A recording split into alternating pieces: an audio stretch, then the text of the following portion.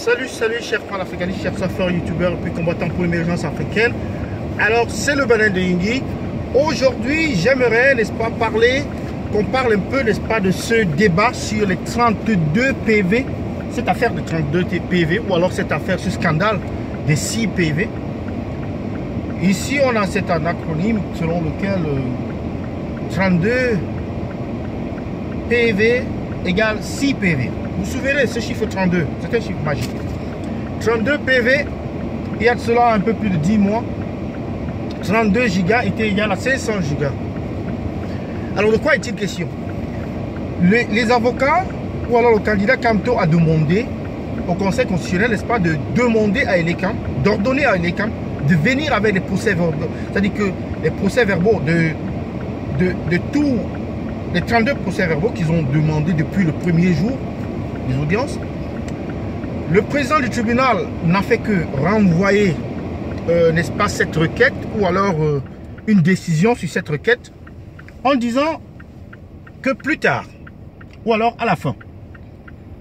Alors comme quelque chose de magique, Monsieur Essombe, qui est l'un des, n'est-ce pas, conseillers de ces juges-là, prend, n'est-ce pas, envie de présenter ces PV et de dire que voilà les PV en question, c'est le MRC qui ment. Mais seulement, il y en a parmi eux qui ont été signés. Il y a un seul parmi ceux qu'il a présentés qui ont été signés dûment.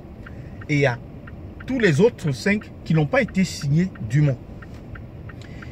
Et de quoi s'agit-il? Il s'agit en fait des documents dont les chiffres, où se trouvent les chiffres, les pages où se trouvent les chiffres n'ont pas été signés. Ça, c'est des rapports, hein. Mais c'est seulement la fin du document qui comporte une signature. Et pour des juristes, d'accepter cela comme des documents authentiques, c'est quand même ahurissant. Maintenant, on leur a présenté, on leur a dit, mais écoutez, heureusement, un de ces documents a été dûment signé. Comment est-ce qu'un juriste peut accepter un document dont la signature se trouve à la fin, qui n'a presque rien à voir avec le contenu du document? C'est de cela qu'il est question. Donc, aux yeux du monde, les pros, les griots, les pro-RDPistes disent que c'était à Kamto de ramener la preuve. Mais attendez, il y a d'autres comme qui ont ramené des preuves et on a dit qu'elles ne sont pas acceptables parce qu'ils ne sont pas qualifiés. Et même il y a un précédent en 2013, nous dit-on. Ils ne sont pas qualifiés à produire de tels documents, donc irrecevables. Les documents doivent être produits par Elekam. Elekam les a pour faire triompher la vérité. On ne comprend pas pourquoi est-ce que le président du conseil refuse de demander à Elekam de produire les 32 PV, que la vérité soit connue.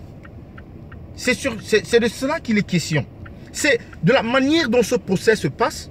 C'est de la même manière que ces PV ont été concoctés. Donc quand les élections sont finies, les gens avaient même des observations à faire. On leur a fait le hop-eye, on a fait en sorte qu'ils n'écrivent rien. Pour finir par dire, écoutez, ce n'est pas un incident majeur, il faut laisser.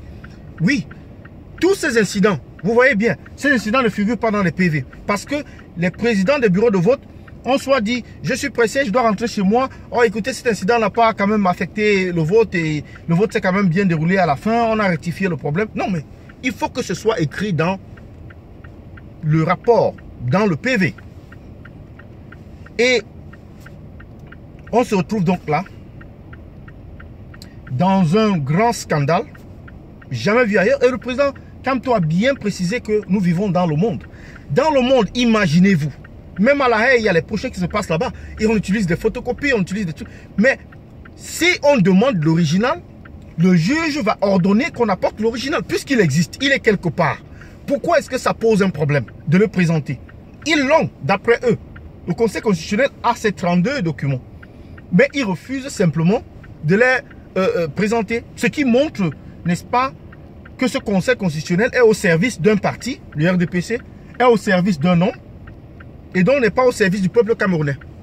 Et ce qui pourrait facilement justifier un soulèvement. Parce que ces résultats, si Paul Biya est proclamé comme vainqueur, parce que ces 32 représentent 1,3 million de votes, il y aura des problèmes, et des problèmes sérieux.